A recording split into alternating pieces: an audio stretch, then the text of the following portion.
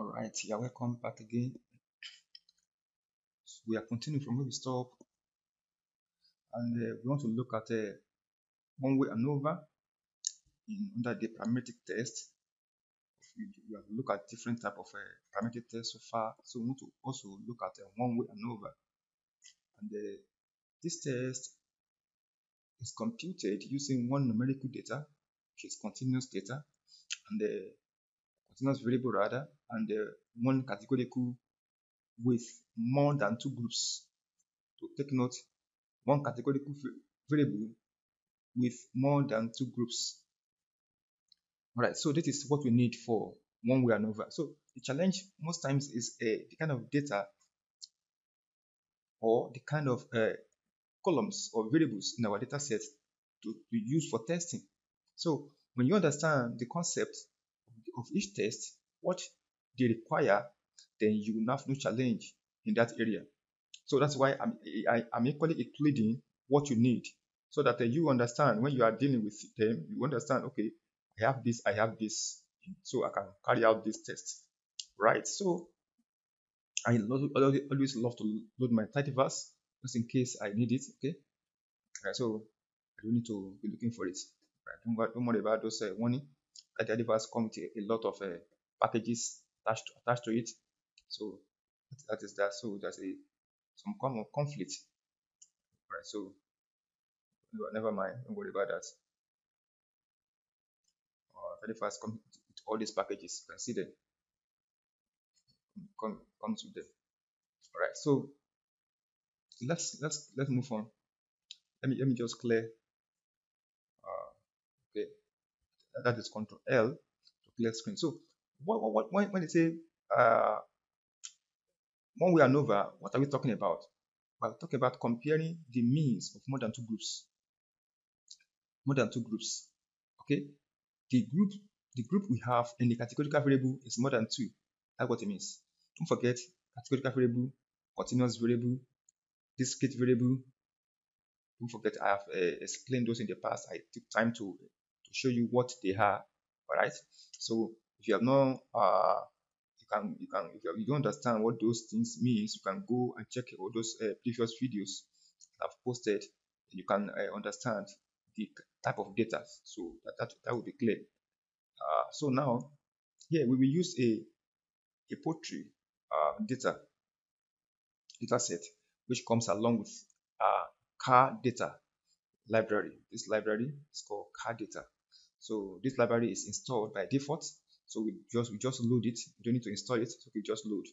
All right. So library here, just click car data. We load the car data here. Then we now load the poultry library. Okay, load it. So that is that. So now we can see. Let us glimpse and see what it's all about. All right. Let's just glimpse. Let's see. All right. And apart from that, let us also quickly check.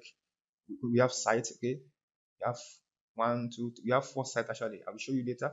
Then we have 1, 2, 3, 4, 5. We have five elements here or compositions.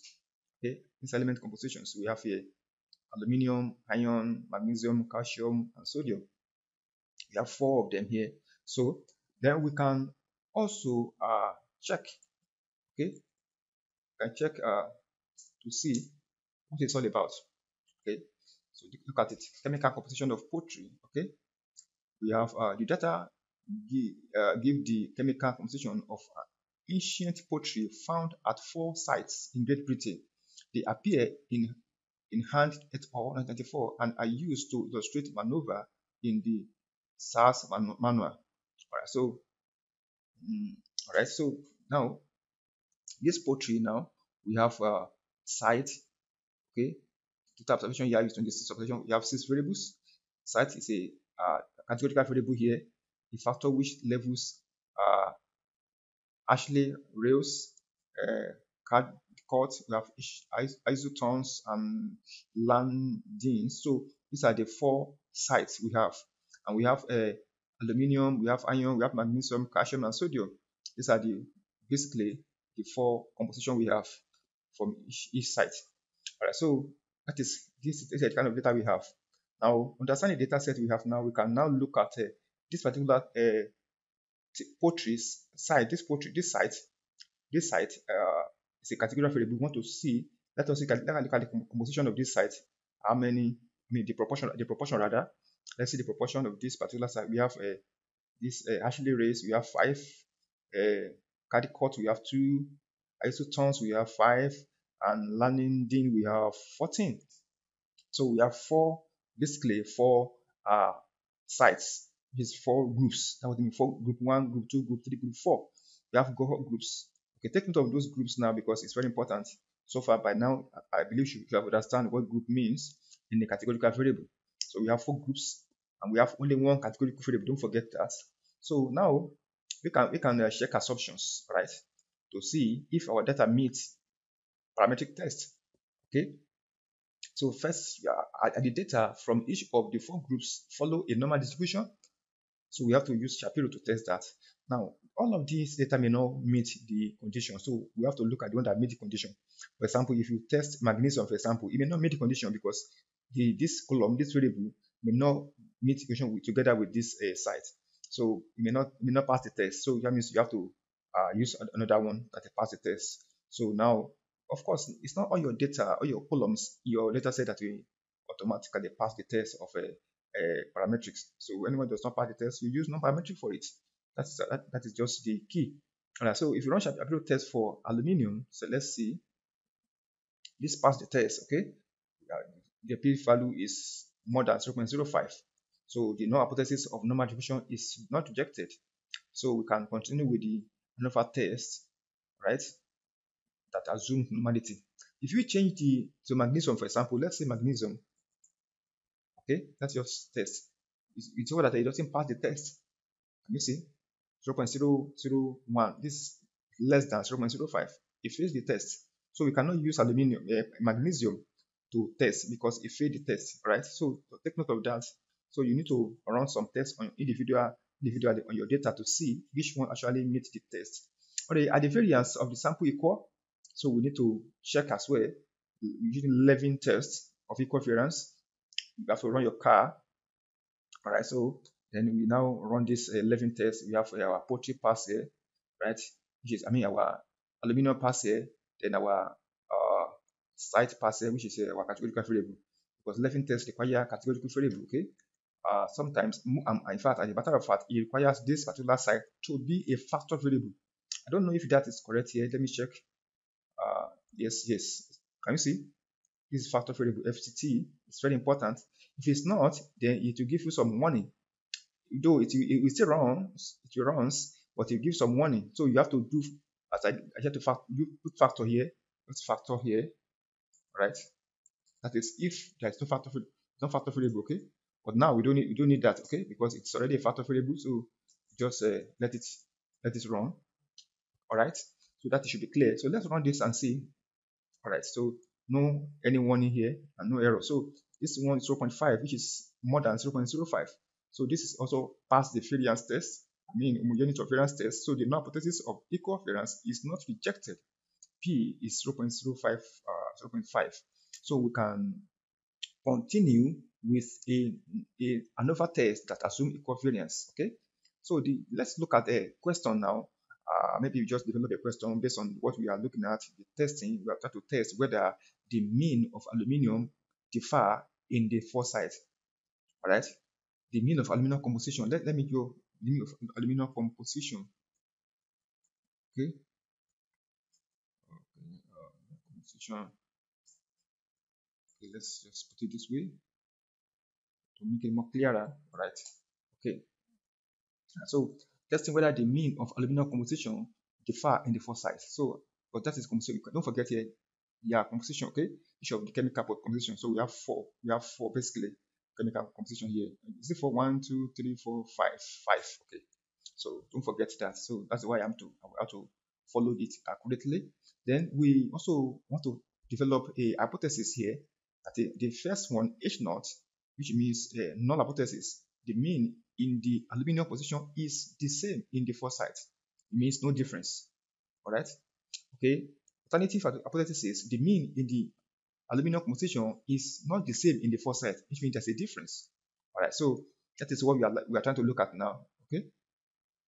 All right, so let's do a box plot and check our mean to see if they are the same or not before we do the testing. Right? Let's attach our data set. Don't forget the concept of attaching data set. It should be clear now, just to avoid using dollar sign for invoking our variable or columns. That is purpose. So instead of using $40 site, $40 aluminium, we just use the name of the column straight. So we don't need to use $40 use dollar sign to invoke them. That's the purpose of attach. So let's just attach now. Okay, good. We have attached. So you can use them directly, the columns name directly here now without any hassle. All right, so let's plot, pass our data set here, ggplot, okay? Then we pass our aesthetic x-axis site, all right? Our y-axis is aluminum. We are looking to aluminum composition, all right? Then we fill by side so that you can see the color by side will change, all right? So we want to add a legend. We don't want to show the legend because automatically the color will differentiate for us, okay? So let's run this. All right, so let me just zoom, okay? Right. You can see for aluminium, this is site. We can see each of the each site. Okay, you can see them. They don't have the same mean. You can see their mean is different. You can see their mean is different. They have different mean.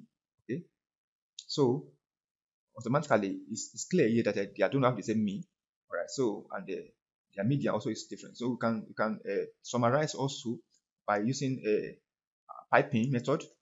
Just say group by, we pass in our data set here, we pass in the categorical variable to group by here, then we summarize, we count how many for each in each site, we count, then we find the mean of aluminium under each site, we find SD, that definition of aluminium under each site, then we run it. That's all we do. So let's try and run this and see what I'm talking about. Good. So we have site now, right? Site. Each of the site here we count for what we saw in our proportion the other time is 5 to 514 if you remember. Then now we have the mean. I see the mean and unique 17, 11, 18, 12, and so on, and our SDs are different. So it's obvious that they have unique uh different mean across each site. But is this significant or is just by chance? That's when we need to carry out the test. Okay, we are looking at the data now. We can say conclude that okay, they are different, but statistically that is not enough to conclude. Okay, you must carry out the test to ascertain that this particular mean we are seeing, these differences in mean we are seeing here is statistically significant. Is not by chance. All right, that is the purpose of what we are doing. So let's go ahead and compute the test now. So we're going to compute the analysis of variance time, which is ANOVA, this is now two-way ANOVA, right? Don't forget our result. We get a variable called result. We pass our function AOV, then we pass our uh, ANOVA, our aluminium, which is our position here, and our categorical variable we pass it here. That data is poultry. So we run this line. So now we summarize the result to see with the summary, we pass the result here to see the actual result. So can you see it's highly significant? Can you see the p-value? You can see our degree of freedom, sum of square, mean square error, and F value is very high, 26.67. So this is our result. So we can actually report. Let me just see. Right, as the p-value is less than, which is less than 0.001 now, less than the significant level, which is 0.05, we can let me see, 0.05. Okay, good, it's still there. Let me just break this thing down because of you can see properly. I think less than the significant level 0.05, we can conclude that there are significant differences between the groups sites, between the groups which is site now, highlighted with aesthetic. You can see the aesthetic here, 3 aesthetic. Yeah. So in the model summary, okay, therefore we reject no hypothesis, which is null hypothesis, which says there is no difference in the favor of alternative hypothesis. which evidence that there is a difference with the significant p-value of less than p greater than 0.001. So that is our conclusion here now. We have rejected null hypothesis now in the favor of alternative hypothesis, which means there is a significant difference in the proportion of the aluminium across four sites. Take note of that, across four sites. So you have to conclude accurately, right? Now, this particular significance we find, is this significance being driven by a particular site, or because it means that one or two sites must have been significant for you to have significant value like this. One or two sites must have been significant. So it may not be significant in all the sites. Aluminum may not be significant in all the sites. That's what we are saying. So we want to know which site, which pairs of a site that this aluminum is significant. So that's what we need to do a further investigation. So we call it advanced investigation. So as the ANOVA-test is significant, we can compute Turkey HSD rather. Turkey HSD means Turkey honest significant difference. Okay, to perform multiple pairwise comparison between the means of groups. So we want to check now, want to confirm if this is significant, which site in pairs that are actually significant to give us this result we have. Right. So the function Turkey HD takes the fitted ANOVA as an argument. So the ANOVA we got here, which is result here, we just passing into that Turkey and to find out which one is among them that are. So we see the pairwise. So let's just pass in. This is a key, this function now. Okay, so this Turkey HSD, we invoke it, we pass our result variable into it, which our ANOVA we got. So let's run this now and see. So you can see now, look at it. Okay, Turkey multiple comparison of means and 5% family wise confidence level. So our formula is this formula we pass here to fit. These are the sites we have. We have differences. Okay, lower bound, upper bound. Okay, this p value we have. Okay, look at the p value here. This is significant. Okay, this is not. This is significant. This is significant. This is not. This is significant. You can see that.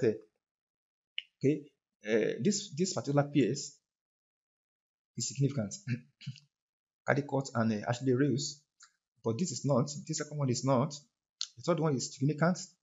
This pair, and this one also is significant, but this one is not, and this one is significant. So it can be seen from the output that only 4 pairs, 1, 2, 3, 4, only 4 pairs, only 4 paired sites are significant, which with their adjusted p-values, right? This method calculates pairwise comparison between group levels with corrections for multiple testing. So that is what we just finished doing now, right? So we can conclude that the 4, what gives us the significant value or difference we saw in our ANOVA is as a result of these 4 PS sites. Okay, not all the sites. That's not all. So we can see that it's not all the sites. So you can see that 1, 2 sites are not significant. So the significance is because of the 4 sites we saw in this pair that are making it to be highly significant. Not just significant, but highly significant. You can see that it's very highly significant. It is aesthetic. All right. So that is that for today under the ANOVA, 2 ways ANOVA rather. So is it 2-way ANOVA? Sorry, ANOVA, not 2 ways. Sorry, forgive me for that. ANOVA. Okay, so this is 1-way ANOVA. This is 1-way ANOVA. All right. So in the next class, we'll be looking at 2-way ANOVA. So thanks so much for listening. I will see you in the next class. If you like the video, you can subscribe. If you have not yet subscribed for more video as being posted, thank you so much.